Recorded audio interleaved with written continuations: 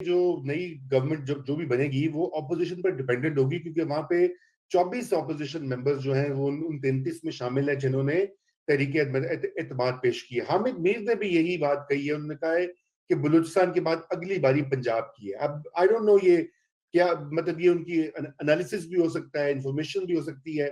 तो इसके ऊपर क्विकली आप मुझे अपना अपना दे दें कमेंट, और फिर हम आखिरी अपना जो मौजू है उसके ऊपर बात करते हैं। देखिए ये बात 2 साल से चल रही है। 2 साल से ये बात चल रही है कि बाजार नहीं चलेगा। एस्टैब्लिशमेंट 2 साल से कह रही है खान साहब को कि यार अच्छा सा कोई चीफ मिनिस्टर दो। और अब ये वो जो करप्शन की स्टोरीज हैं जिसका ताल्लुक goes back all the way back to you know जी वेयर। जी तो जी। अब तो जाहिर है बड़ी बदनामी है। और जाहिर है एस्टैब्लिशमेंट ब्लेम, सब ब्लेम उनके ऊपर ही आ रहा है। 70% एस्टैब्लिशमेंट के जो रैंक एंड फाइल है वो पंजाब से ही आती। तो वहां वो जब घर जाते हैं तो वो सुनना पड़ता है वहां कि तुसी की करते पे हो, ਤੁਹਾਨੂੰ गाना ਪੈਂਦੀ पे ने थे एंड सो ऑन। तो वो जाहिर है it effects moral, it effects motivation.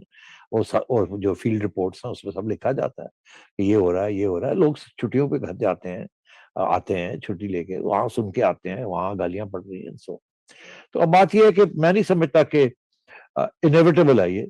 जैसे हामिद मीर साहब कह रहे हैं कि अब नेक्स्ट इन पंजाब, मगर अलबत्ता ये जरूर है कि अगर रास्ता वो इख्तियार करना है कि वोट ऑफ नो कॉन्फिडेंस ये इमरान खान साहब को हटाना है, तो फिर ठीक है, फिर पंजाब पे फिर बड़ा जरूरी है। पंजाब जिस दिन पंजाब जाएगा 15 दिन के बाद इस्लामाबाद की छुट्टी हो जाएगी, तो रुख सबको पता चल जाएगा क्या हो रहा है क्या नहीं हो रहा। तो पंजाब पे जाना बड़ा इंपॉर्टेंट है। मगर ये भी हो सकता है कि डायरेक्ट ही अटैक हो जाए इस्लामाबाद में विदाउट पंजाब, और डायरेक्ट अटैक हो जाए। जब डायरेक्ट अटैक होगी तो वो भी कामयाब हो सकती है। ये भी डील हो सकती है कि पंजाब के अंदर बुजदार की मतलब सिमिल्टेनियसली हो जाए, यहां भी हो जाए वहां भी हो जाए। ये जरूरी नहीं कि पहले ये फिर बाद में। तो ये सारे ऑप्शंस हैं जो कि जब एक्चुअल सिचुएशन होगी तो then we'll see what's happening. बिल्कुल बिल्कुल। आखिरी पॉइंट हम आ जाते हैं और फिर हम अपना प्रोग्राम एंड करते हैं, और वो है आईएमएफ का प्रोग्राम स्टॉल्ड है। एफएटीएफ ने वहीं पे रखा है, जूं का तू है।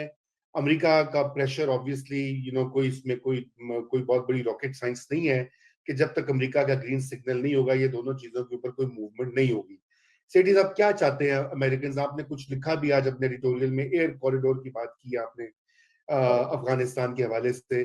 थोड़ा वो वजाहत करें और ये बताइए कि क्या और हमारी स्टैब्लिशमेंट और गवर्नमेंट क्या उसके ऊपर। और इस पे भी जरा कमेंट कर दीजिए कि आज डॉलर जो है वो खबर ये थी कि 178 पर गया है, और लोगों ने वो जखीरा अंदोजी करना शुरू की है, इंपोर्टर्स ने, बिजनेसमैन ने।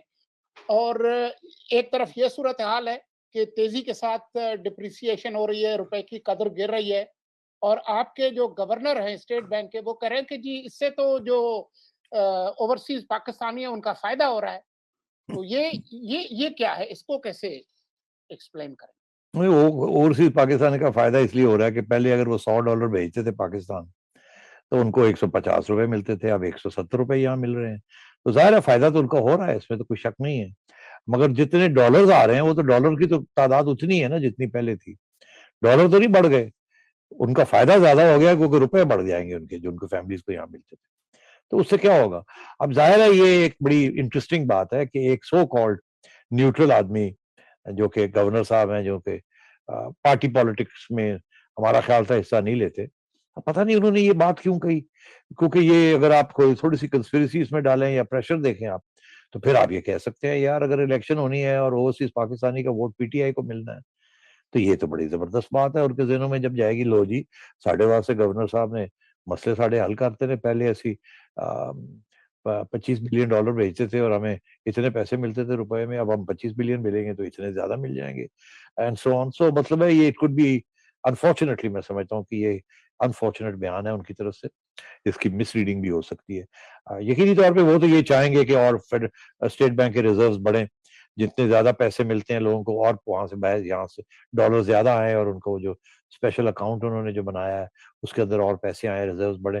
बिकॉज ये जो बढ़ रहा है ना डॉलर, इसको गिराना भी है किसी ना किसी स्टेज पे।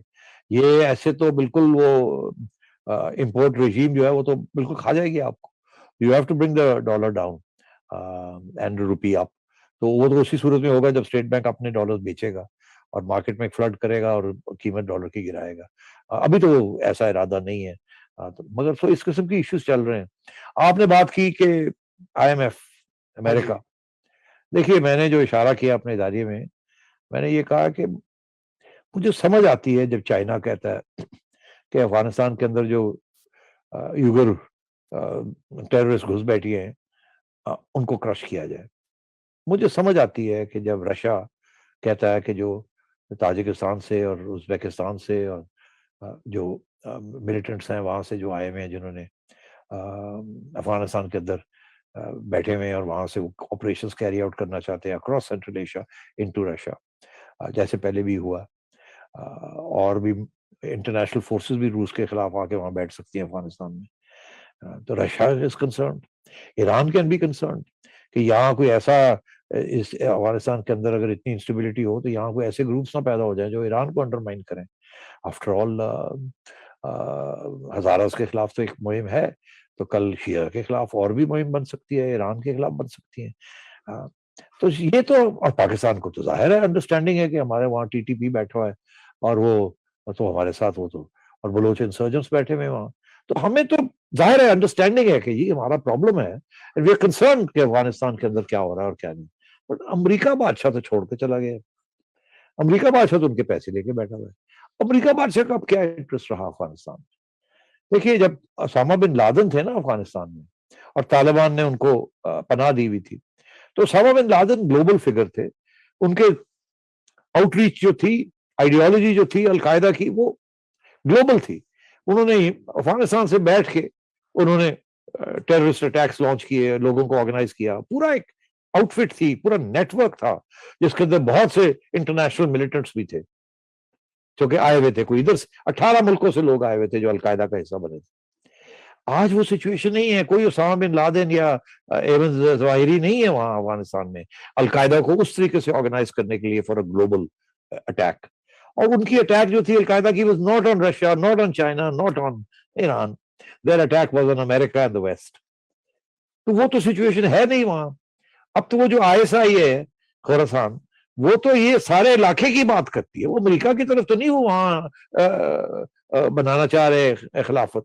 वो तो ये सारे जो मुस्लिम इलाके हैं यहाँ central Asia specially and Afghanistan and Pakistan, यहाँ वो गड़बड़ करना चाह रहे हैं। उन्होंने लोगों को पनाह दी हुई। तो ये तो कंसर्न अमेरिका की क्या कंसर्न हो सकती है इसके साथ, मुझे समझ नहीं आ रही।